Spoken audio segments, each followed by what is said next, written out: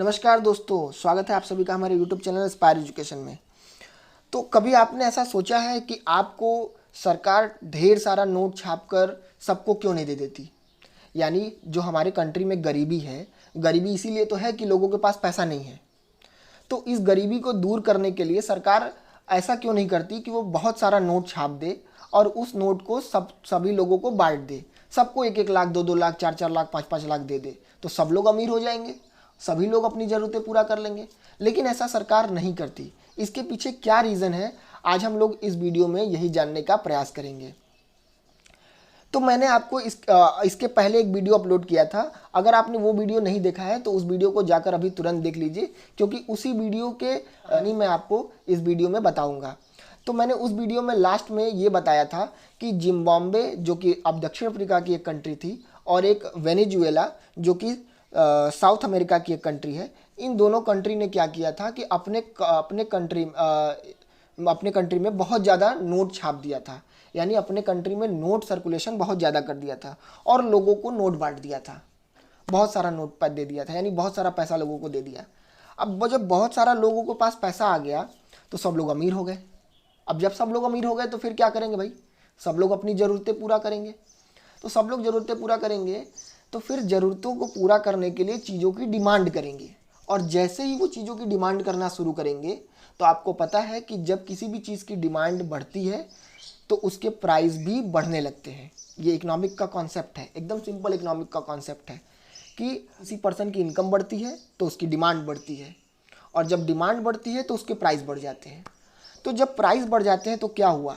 तो प्राइस बढ़ जाने पर क्या हुआ कि लोगों के जो लोगों के पास पैसे थे, उस पैसे की कीमत कम हो गई। इसको बोलते हैं डेप्रिसिएशन ऑफ वैल्यू या डेप्रिसिएशन ऑफ मनी, जो कि मैंने अपने पिछले वीडियो में बताया हुआ है, तो आप उस वीडियो को ज़रूर देखें। तो अब यहाँ पर बात करते हैं कि जिम्बाब्वे में हुआ क्या। तो जिम्बाब्वे में हुआ ये कि लोगों को जो डेली की जो ज़रूरतें थी, जैसे ब्रेड, दूध, अंडा, हाँ, या जो खाने पीने की जो चीज़ें थी, उसके लिए भी उन्हें झोले भर भर के जो है नोट ले जाने पड़ते थे। समझ रहे हैं आप? जैसे मान लीजिए कि सिंपल आप मानिए कि अगर 10 रुपये 20 रुपये के जो ब्रेड मिल रहे हैं, तो वहाँ पर ये स्थिति आ गई थी कि वहाँ पर मतलब पॉलिथीन भर के लोग ले जा रहे थे पैसे, तब जाके उन लोगों को ब्रेड मिल रहा था या फिर दूध मिल रहा था। उनकी ज़रूरतें, जो रोज़मर्रे की ज़रूरत की चीज़ें, वो इतनी महंगी हो गई थी। वहाँ पर हुआ क्या था एक्चुअल में कि एक US डॉलर की कीमत, यानी एक अमेरिकी जो डॉलर है उसकी कीमत 25 मिलियन जिम्बाब्वे डॉलर के बराबर होती। जरा आप कल्पना कीजिए, 25 मिलियन जिम्बाब्वे डॉलर, यानी लगभग 2.5 करोड़ जिम्बाब्वे डॉलर के बराबर हो गई थी केवल एक अमेरिकी डॉलर, जो कि भारत में लगभग एक अमेरिकी डॉलर 70 रुपये के बराबर है।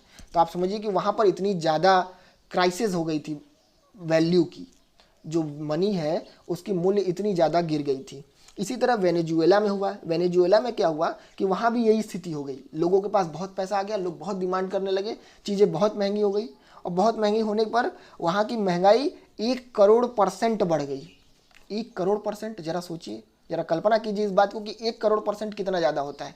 इतनी महंगाई आ गई थी। पैसा तो बहुत था लोगों के पास, लेकिन चीज़ें इतनी महंगी हो गई कि फिर वो जो पैसा उनके पास पड़ा था वो भी कम पड़ने लगे। तो इसीलिए सरकार बहुत ज़्यादा नोट नहीं छाप सकती है। और नोट छापने के पीछे क्या कॉन्सेप्ट है और ख़ासकर भारत में कौन सी पॉलिसी अपनाई जाती है, इसी के बारे में हम लोग आगे देखेंगे। तो देखिए, भारत के जो सिस्टम है उसको बोलते हैं हम लोग मिनिमम रिजर्व सिस्टम। शायद आपने पहले भी पढ़ा हो मिनिमम रिजर्व सिस्टम के बारे में। तो मिनिमम रिजर्व सिस्टम को हिंदी में बोलते हैं न्यूनतम भंडारण पद्धति। तो न्यूनतम भंडारण पद्धति या मिनिमम रिजर्व सिस्टम क्या होता है? यह RBI के द्वारा अपनाई गई एक पद्धति है जिसके द्वारा भारत में नोट छापे जाते हैं। और भारत में नोट छापने का ये जो सिस्टम है ये 1957 से अप्लाई हुआ था। आपको पता है कि 1 अप्रैल 1935 को RBI जो है इस्टेब्लिश हुआ था, और जो इसका प्रावधान किया गया था वो 1934 वाले एक्ट में था। तो ये जो है 1957 में ये जो मिनिमम रिजर्व सिस्टम है ये अप्लाई हो गया, और भारत में नोट छापने के पीछे 200 करोड़ रुपए के मूल्य की संपत्ति रखी जाती है।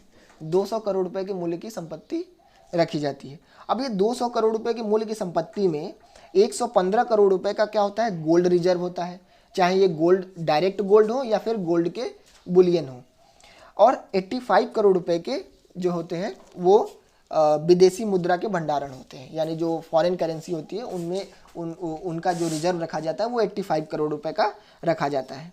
और ये 200 करोड़ रुपए के पीछे रखने के बाद ही जो है नोट सर्कुलेशन कंट्री में होता है।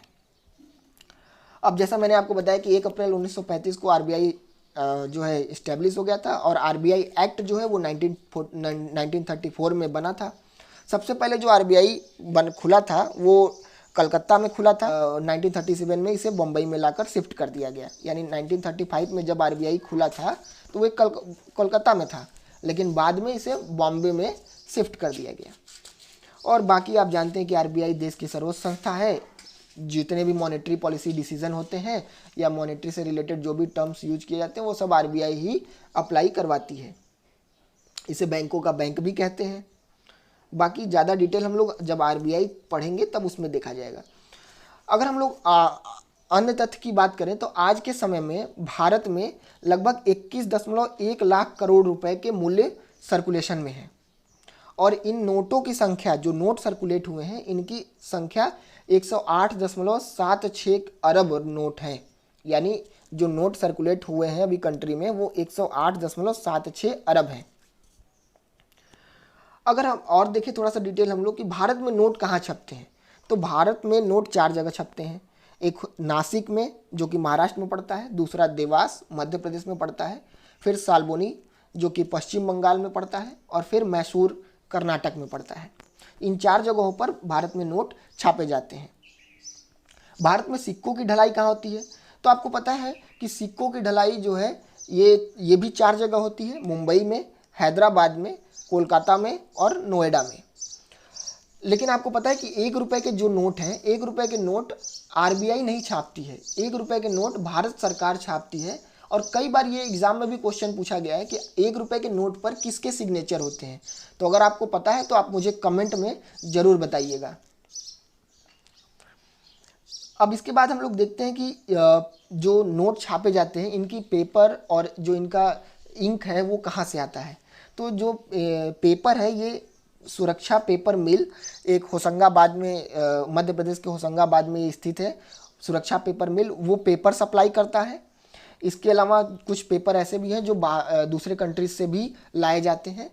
और एक बैंक नोट प्रेस है जो मध्य प्रदेश के देवास में पड़ता है, वो स्याही प्रोवाइड करता है।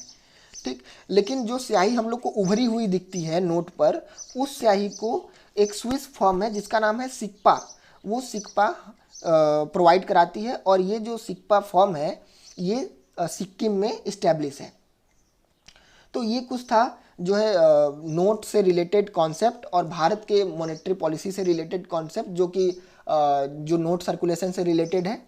और मैंने आपको ये भी बताया कि भारत में नोट क्यों बहुत ज़्यादा नहीं छापे जाते, उसके पीछे क्या रीज़न है। तो अगर आपका ये क्वेश्चन था तो आज आपको जवाब मिला होगा। अगर कुछ डाउट है अभी भी आपको तो आप मुझे कमेंट में ज़रूर पूछिएगा। और अगर आपको वीडियो पसंद आया है तो वीडियो को शेयर ज़रूर कीजिएगा, लाइक कीजिएगा और चैनल को हमारे सब्सक्राइब कर लीजिएगा। इस तरह के वीडियो मैं आप सभी के लिए लाता रहता हूँ। तब तक के लिए धन्यवाद।